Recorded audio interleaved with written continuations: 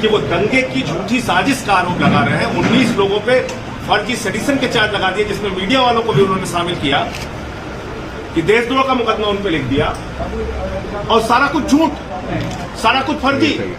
आज उत्तर प्रदेश की हालत ये हो गई है, जंगल राज भी कहना कम होगा, दरिंदों का राज यहां पे चल रहा है, जहां पर बेटियां आत्महत्या करना पसंद कर रही हैं, मौत को गले लगाना पसंद कर रही हैं, लेकिन उनको न्याय की उम्मीद नहीं है। सीओ मौजूद, एसडीएम मौजूद, पुलिस के लोग मौजूद, और उसके सामने बीजेपी का नेता सीने पे गोली मार के हत्या कर दे रहा है लोगों को। आज ही क्राइम के बारे में आप क्यों जिक्र कर रहे हैं? पहले भी, इससे पहले महिलाओं के साथ अत्याचार होता था जब ये सरकार नहीं थी, तो आज ही ये सवाल क्यों? देखिए, शायद आप भूल गई हैं, बदायूं कांड हुआ था तो पूरे दुनिया में उसको लेकर विरोध हुआ था, और कई दिनों तक उसको लेकर आंदोलन भी हुआ था, और कोई ऐसा नेता नहीं था जो बदायूं नहीं गया, और हम लोग भी गए। आज क्या हालत है? आज तो जो पीड़ित परिवार है, अगर वो आवाज उठा दे न्याय के लिए, तो उसको मार के डंडा, उसी के ऊपर आरोप लगा देते हैं। आप बताइए कि 22 सितंबर को मेडिकल लीगल रिपोर्ट है, किसी मीडिया ने उसको दिखाया भी, अलीगढ़ मेडिकल कॉलेज के, जवाहरलाल नेहरू मेडिकल कॉलेज की मेडिकल लीगल रिपोर्ट है, जिसमें रेप की पुष्टि हुई है। बावजूद इसके प्रशासन कह रहा है रेप नहीं हुआ।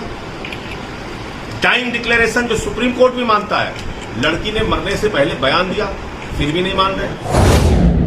हाथरस में अंतरराष्ट्रीय साजिश के तहत दंगा कराया जा रहा है, और जो एफिडेविट का पेपर देते हैं, सुप्रीम कोर्ट के मुख्य न्यायाधीश की अदालत में जो शपथ पत्र दाखिल करते हैं, उसमें वेबसाइट का जो कागज लगाते हैं वो लिखते हैं कि NYPD, न्यूयॉर्क पुलिस डिपार्टमेंट आपका वीडियो बनाएगा, आप लोग सचेत रहें और सावधान रहें। अब हाथरस में न्यूयॉर्क पुलिस डिपार्टमेंट कहां आंदोलन का वीडियो बनाने आ गया? ये किस वेबसाइट की बात कर रहे हैं, जब अमेरिका में लॉकडाउन के दौरान अश्वेत लोगों का आंदोलन चल रहा है? उस वेबसाइट का जिक्र करते हुए कह रहे हैं हाथरस में दंगे की साजिश थी। इसका मतलब बलात्कारियों को बचाने के लिए आदित्यनाथ जी इतने घटिया स्तर तक जा सकते हैं, और उनकी पार्टी इतनी घटिया स्तर तक जा सकती है कि वो दंगे की झूठी साजिश का आरोप लगा रहे हैं। 19 लोगों पे फर्जी सेडिशन के चार्ज लगा दिए, जिसमें मीडिया वालों को भी उन्होंने शामिल किया कि देशद्रोह का मुकदमा उन पे लिख दिया, और सारा कुछ झूठ, सारा कुछ फर्जी। इसके बाद भी सिलसिला रुकता नहीं। आज उत्तर प्रदेश में दलितों के लिए न्याय नहीं है, आज उत्तर प्रदेश में पिछड़ों के लिए न्याय नहीं है, आज उत्तर प्रदेश में अल्पसंख्यकों के लिए न्याय नहीं है, ब्राह्मणों के लिए न्याय नहीं है। आज उत्तर प्रदेश की हालत ये हो गई है, जंगल राज भी कहना कम होगा, दरिंदों का राज यहां पे चल रहा है। चित्रकूट के अंदर एक दलित बेटी के साथ गैंगरेप हुआ, उसकी FIR दर्ज नहीं होती, वो आत्महत्या कर लेती है। प्रतापगढ़ के अंदर 6 महीने तक एक बच्ची को परेशान किया जाता है, तंग किया जाता है, उसको न्याय नहीं मिलता, आत्महत्या कर लेती है। गोरखपुर में आदित्यनाथ के गृह जनपद में एक लड़की को 4 लड़के पीट पीट के मारते हैं, जब पुलिस उसकी नहीं सुनती तो वो आत्महत्या कर लेती है। पटरौना में एक हाई स्कूल की बच्ची, उसको लगातार तंग किया जाता है, न्याय नहीं मिलता तो आत्महत्या कर लेती है।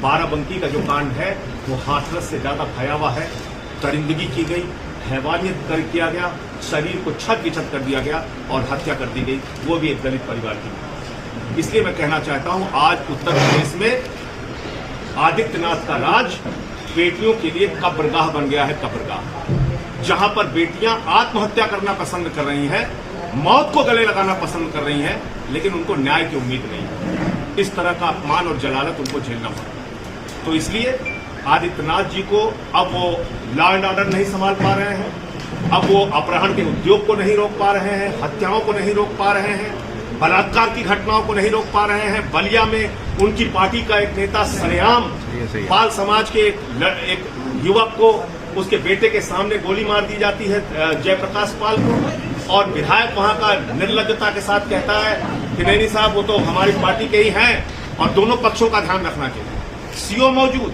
एसडीएम मौजूद, पुलिस के लोग मौजूद, और उसके सामने बीजेपी का नेता सीने पे गोली मार के हत्या कर दे रहा है लोगों की। और इसलिए मैं कहना चाहता हूं कि आदित्यनाथ जी से उत्तर प्रदेश संभल नहीं रहा है, उनको अब अपने पद से इस्तीफा दे देना चाहिए। उनको कोई नैतिक अधिकार नहीं है कि वो मुख्यमंत्री के तौर पर उत्तर प्रदेश में काम करें, नंबर 1। नंबर 2, पश्चिमी उत्तर प्रदेश का इलाका है, अभी किसानों के लिए काला कानून पार्लियामेंट में पास किया, जिसका मैंने विरोध किया। उस काले कानून में क्या लिखा है? किसी भी व्यापारी को असीमित भंडारण की छूट होगी। इसका मतलब सस्ते पे अनाज किसान से खरीदा जाएगा और जब उसकी कमी बाजार में हो जाएगी, स्टोरेज करके रखा जाएगा तो महंगे में बेचा जाएगा। जमाखोरी, कालाबाजारी और महंगाई को बढ़ाने वाला किसानों का मोदी जी का जो बिल है, इसलिए आम आदमी पार्टी उसका भी विरोध करती है। तीसरी बात कि आज जिस तरह से देश की अर्थव्यवस्था नीचे जा रही है, 24% देश की जीडीपी नीचे जा चुकी है, करोड़ों लोग बेरोजगार हो चुके हैं, एक बड़ा पैकेज देने की इस समय जरूरत है। जब तक लोगों के हाथ में पैसा नहीं आएगा, बाजार की अर्थव्यवस्था नहीं खिसकेगी। इसलिए डायरेक्ट लोगों के खाते में 10,000 रुपए दिया जाए, ये हम लोग मांग करते हैं। और मैं आज मेरठ जो आया हूं तो इसमें कार्यकर्ताओं के साथ संगठन विस्तार के बारे में, अपराधीकरण के खिलाफ आंदोलन के बारे में और पंचायतों के जो चुनाव उत्तर प्रदेश में होने वाले हैं 5-6 महीने के बाद जो होंगे, उसमें हिस्सेदारी के बारे में चर्चा। सांसद जी, बाराबंकी की घटना पे प्रशासन का आरोप लगा है कि उन्होंने फिर से जबरन जो है वो लाश जलवा दी नहीं लगी। ये मैंने सुना है और मैंने उसमें लिखा भी है कि आज आप सोचिए, अगर किसी दुश्मन देश के किसी व्यक्ति को, जवान को हमारी सेना मार देती है तो भी लाश उसके हवाले की जाती है। यह हमारे सेना की गौरवमयी परंपरा है कि दुश्मन देश की लाश भी उसके देश में भेजी जाती है। और आज आदित्यनाथ के राज में एक दलित की बेटी को उसका पिता अपनी रीति रिवाज के हिसाब से अंतिम संस्कार नहीं कर सकता। मैं समझता हूं इससे ज्यादा शर्मनाक कुछ नहीं हो सकता। हाई कोर्ट ने जिस तरह से इस सरकार पे तमाचा लगाया है और ये पूछा है कि एडीजी लॉ एंड ऑर्डर महोदय प्रशांत कुमार जी, आपको क्या रेप की परिभाषा नहीं मालूम? अगर किसी अमीर की बेटी होती तो रात में 2 बजे तुम उसको जला देते क्या पेट्रोल छिड़ककर?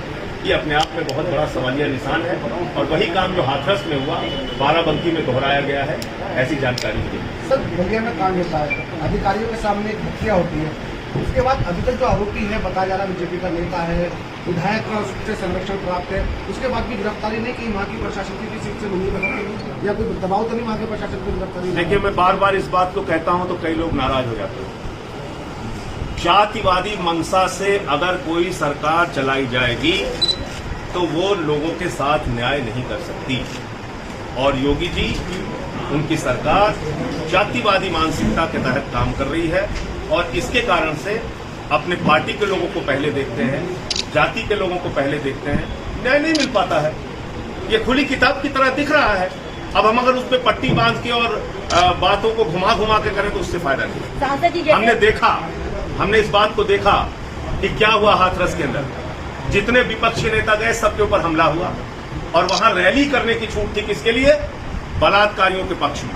यह है उत्तर प्रदेश, जहां बलात्कारियों के पक्ष में रैली कर सकते हैं। सांसद जी, जिस तरह से आम आदमी पार्टी आज मेहनत कर रही है, क्या यहाँ सस्ता बनाने के बाद आम आदमी पार्टी उसी तरह से मेहनत करेगी जैसे कि आज कर रही है? देखिए, हमारे तो 3 बार के टर्म में जो सरकार बनी है दिल्ली में, उसी को देख लीजिए आप।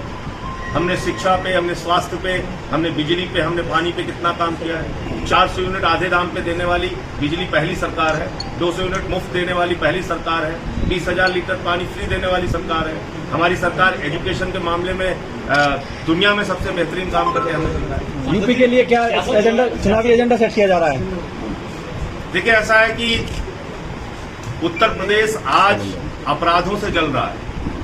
उत्तर प्रदेश आज भ्रष्टाचार से जल रहा है। उत्तर प्रदेश में कोरोना की महामारी के दौरान 800 का ऑक्सीमीटर 5,000 में खरीदा गया, 1600 का थर्मोमीटर 13,000 में खरीदा गया। आदित्यनाथ जी अपने आप को बहुत ईमानदार कहते हैं और हर दिन टीम 11 की मीटिंग करते थे। उनको पता नहीं चल पाया कि 800% कमीशन खाया जा रहा है। तो भारतीय जनता पार्टी शमशान में दलाली खाने वाली पार्टी है। भारतीय जनता पार्टी की सरकार ने उत्तर प्रदेश में जब कोरोना से लोग मर रहे थे, लोग दलाली खा रहे थे, आपदा में अवसर तलाशने का काम इन्होंने किया। सांसद जी, सियासत जो है थमा रही है, हम की एंट्री हो चुकी है मदरसों को लेकर उत्तर प्रदेश की सियासत। क्या देखते हैं कि जहाँ चुनाव वहाँ आया था, इससे हमें बचना पड़ेगा और इसलिए जरूरी ये है कि हर व्यक्ति अपने अपने लिए नारा लगाए कि हमको जातिवाद स्वीकार नहीं है। जो ठाकुर है वो कहे ठाकुरवाद स्वीकार नहीं है, जो ब्राह्मण है वो कहे ब्राह्मणवाद स्वीकार नहीं है, जो यादव है वो कहे यादववाद स्वीकार नहीं है। तभी उत्तर प्रदेश बचेगा।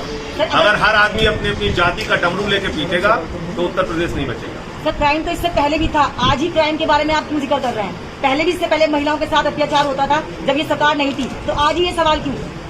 देखिए, शायद आप भूल गई हैं, बदायूं कांड हुआ था तो पूरे दुनिया में उसको लेकर विरोध हुआ था और कई दिनों तक उसको लेकर आंदोलन भी हुआ था और कोई ऐसा नेता नहीं था जो बदायूं नहीं गया था और हम लोग भी गए थे।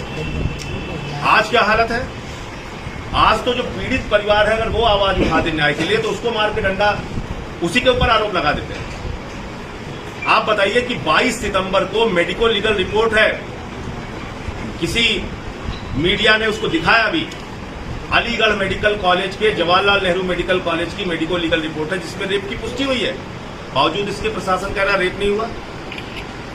टाइम डिक्लेरेशन जो सुप्रीम कोर्ट भी मानता है, लड़की ने मरने से पहले बयान दिया, फिर भी नहीं मान रहे।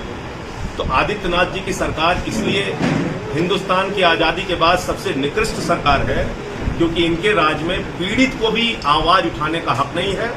3 बार के लोकप्रिय विधायक की हत्या हुई, मैं शोक व्यक्त करने गया था, मेरी गिरफ्तारी हो गई। उत्तर प्रदेश में कोई मर जाए, हत्या हो जाए, आपको शोक व्यक्त करने का अधिकार नहीं है। यहाँ पे कहीं आप चले जाइए, पुलिस वाले खड़े होकर, जब तक वो जिंदा रहेगा सुरक्षा के लिए तैयार नहीं है। हत्या हो जाए तो कोई जा नहीं सकता वहां पे। ये हालत है। 14 मुकदमे कर दिए मेरे ऊपर, 14 मुकदमे 4 महीने में किसी माफिया पे नहीं हुए। देशद्रोह लगा दिया मेरे ऊपर, पार्टी का दफ्तर बंद करा दिया।